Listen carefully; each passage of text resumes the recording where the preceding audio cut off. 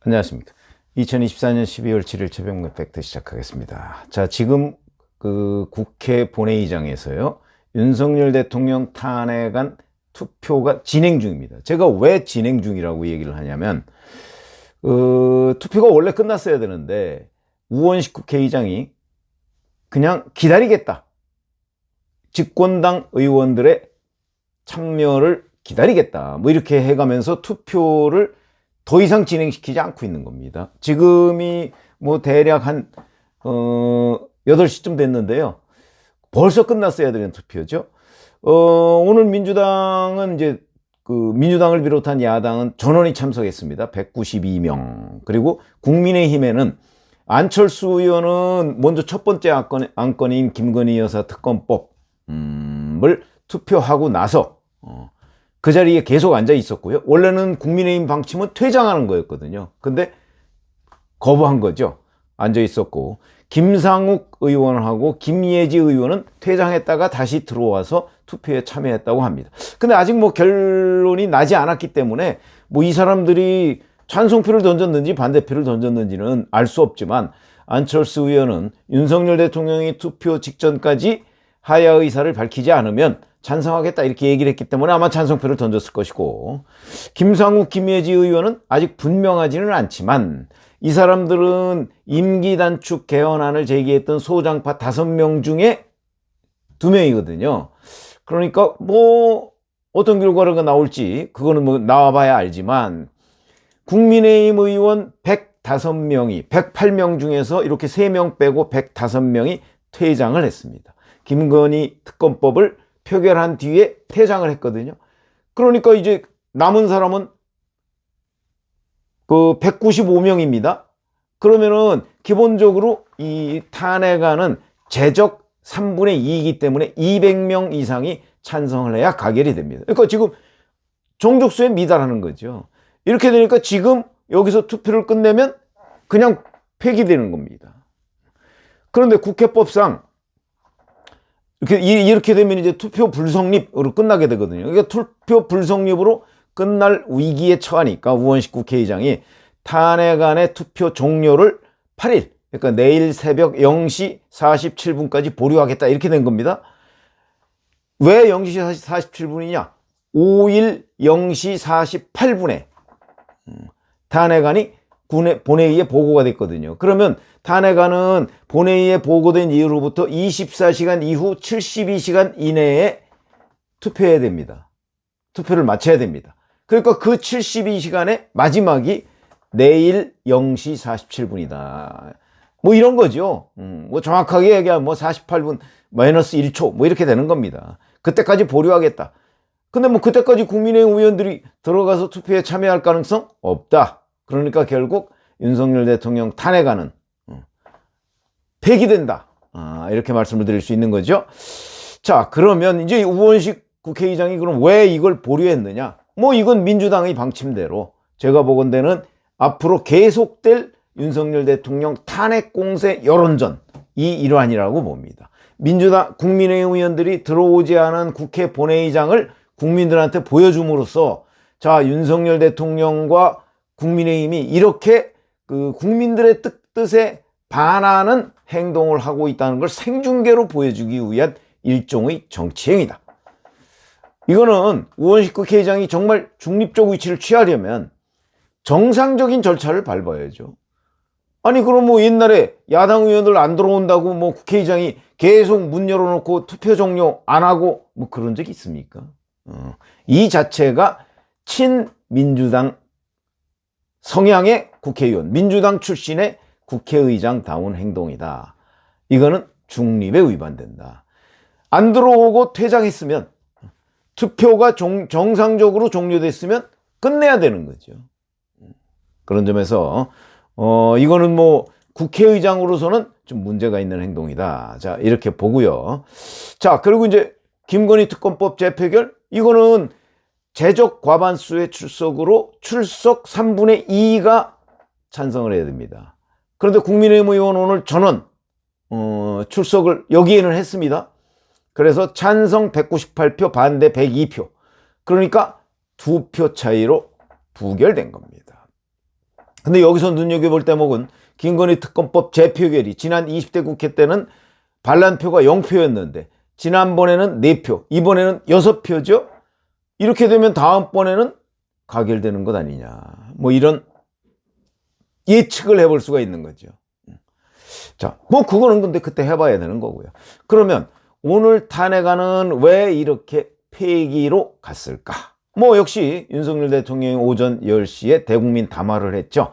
이 담화에서 수습책을 제시했습니다. 그 수습책은 본인의 임기를 포함해서 전국 안정방안을 당에 일임하겠다 이렇게 얘기를 했거든요. 이 의미는 결국 여기서 탄핵안에 찬성할 수 있는 국민의힘 의원들은 대부분 한동훈계라고 제가 말씀을 드렸습니다. 근데 이 한동훈계를 달래기 위해서 결국은 한동훈 당에 일임한다는 얘기는 한동훈 대표한테 윤석열 대통령의 임기 단축을 포함한 전국 수습 방안을 마련해달라. 나는 따르겠다. 이런 거죠. 그러면은 오늘 탄핵안과 윤석열 대통령 탄핵안과 김건희 여사 특검법이 모두 부결되거나 폐기됨으로써 사실 그동안 들끓고 있던 민심, 이거는 더 부글부글 끓을 가능성이 있습니다. 그러면 이제 이거를 어느 정도 진정시킬 수 있는 카드, 이 카드는 한동훈 대표가 가지고 있다고 봐야죠. 왜냐하면 윤석열 대통령이 그 방안에 관해서 한동훈 대표한테 일임을 냈으니까. 그러니까 어떻게 보면 윤석열 대통령의 운명이 한동훈 대표 손에 달렸다. 한동훈 대표가 만약에 여기서 도저히 윤석열 대통령의 뭐 예를 들어서 내일 이후에 윤 대통령이 행하는 어떠한 행동이 이거는 전국을 수습하기에는 매우 어렵다라고 판단해서 안 되겠다. 왜냐면 민주당은 지금 빠르면 11일 다음 주죠. 다시 또 탄핵안을 내겠다는 거거든요. 그렇기 때문에 만약에 거기에 다시 찬성하는 일이 벌어지면 지금 방어 전선은 무너지게 되는 겁니다. 그래서 제가 1차 방어 성공이라고 한 거지 이게 2차 방어, 3차 방어까지 가면 어떻게 될지 모른다. 그거는 한동훈 대표가 마련할 전국 수습 방안, 이것을 국민들이 어느 정도 인정할 수 있느냐 아니면 이건 아니다 라고 해서 거부하느냐. 지금 현재 윤석열 대통령과 관련한 국민 여론은 대단히 불리하죠. 압도적으로 불리합니다. 그러니까 이거를 어느 정도라도 방어할 수 있는 선에서 한동훈 대표가 만들어야 되는데 아직 뭐 구체적인 건 안 나왔지만 오늘 한동훈 대표가 한덕수 국무총리와 80분 정도 회동을 했다고 하거든요. 아마 그런 데에서 중점적으로 논의가 될 것이고요. 그러나 이 전국 수습 방안을 마련하는 데까지는 약간의 시간이 필요할 겁니다. 근데 이제 민주당은 지금 이 시간을 주지 않고 몰아붙이겠다는 거거든요. 아마 제가 보건대는 한동훈 대표가 전국 수습 방안을 마련하기 전까지 민주당이 계속 몰아치면 한동훈 대표는 방어할 수밖에 없습니다. 여기서는. 그런데 나중에 전국 수습 방안을 한 대표가 마련을 했는데 그것이 국민적 저항을 부른다 그러면 그거는 여권이 무너지는 거고, 그렇지 않고 마련을 했는데 그것이 어느 정도 국민적 저항을 진정시키거나 완화시킬 수 있는 방안으로 작용을 한다. 그러면은 민주당의 탄핵 공세는 거기서 그칠 가능성이 크다. 더 이상 해봤자 소용이 없는 거죠. 그렇기 때문에 제가 보건대는 민주당이 한동훈 대표가 마련할 그 전국 수습 방안의 시간을 어느 정도 좀 주고 나서 본인들이 2차 탄핵 공세를 벌이면 거기에 이제 변수가 있는 거죠. 한동훈 대표의 수습 방안에 대한 국민적 평가 이런 게 있는데, 그렇지 않고 한동훈 대표가 수습 방안을 마련하기 전에 2차 탄핵, 3차 탄핵 이렇게 하면 한동훈 대표는 이거를 방어할 수밖에 없다. 왜냐면 수습 방안을 마련하기도 전에 수습 방안이 하루 이틀 만에 뚝딱 만들어낼 수 있는 건 아니지 않습니까? 국민 눈높이를 맞추려면 여론조사도 해보고 국민들의 뜻이 어디에 있는지도 살펴봐야 됩니다. 아마 최소 상당한 시간이 걸릴걸요?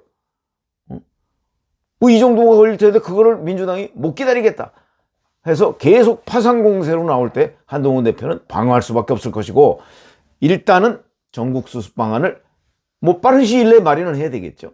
마련하는데 그래도 약간의 시간이 필요하다 하는 거고요. 또 하나는 이제 김건희 특검법인데, 이 문제는 지금 아마 이렇게 되면 다음번이나 다음번 정도 되면 이거는 그 표결이 가결이 될 가능성이 있습니다. 재표결에서. 그러면 이 부분도 한동훈 대표가 전국 수습 방안의 일환으로 마련을 해야 되는 거죠. 저는 늘 주장하지만 중립적 특검이 해법의 하나일 수 있겠다. 이걸 뭐 김건희 특검법 무조건 안 된다, 이건 아니고요. 중립적 특검. 그러니까 한동훈 대표가 과거에 얘기했던 제3자 추천, 뭐 이런 것들을 다시 제기를 해서 민주당과 협상을 벌이는 거죠. 저는 그 정도면 국민적 눈높이 어느 정도 맞다고 보거든요. 민주당도 뭐 진상규명을 요구하는 거지, 꼭 민주당이 뭐 예를 들어서 추천하는 그런 특검을 해야 된다. 글쎄, 그렇게 했을 게 그게 국민들이 그 정도면 그게 오히려 합리적인데요, 이렇게 생각할 가능성은 저는 별로 없다고 봅니다. 그러니까 중립적 특검으로 김건희 여사 의혹을 풀어보자 라고 하는 거는 저는 국민 눈높이에 맞다고 보거든요. 그렇기 때문에 아마 그런 정도의 대안을 제시하면 그거는 김건희 여사 의혹 문제에 관한 대안은 될 수 있을 것이다. 그러니까 이런 대안들이 나와서 그 부분에 대한 국민적 평가가 있기 전에 민주당이 또 한 번 뭐 김건희 특검법, 윤석열 탄핵안 내봤자 여전히 지금과 똑같은 결과를 낳을 것이고, 결국은 중간에 어떤 한두 가지의 변수가 다시 생겼을 때 내지 않으면 결과는 역시 마찬가지일 것이다. 그건 이제 민주당이 전략에 달려있는 거죠. 아마 그런데 민주당은 곧바로 2차 탄핵, 3차 탄핵 이렇게 가려고 할 가능성이 있습니다. 조급하거든요. 지금 이재명 대표의 사법 리스크는 계속 진행되는 거 아닙니까? 보니까 뭐 선거법은 서울고등법원에서 배당을 했던데, 아마 그런 초조함 때문에 어찌 보면 민주당이 이 전체적인 흐름을 그르칠 수도 있겠다 하는 생각도 듭니다. 그거는 뭐 조금 더 지켜봐야 될 상황입니다. 고맙습니다.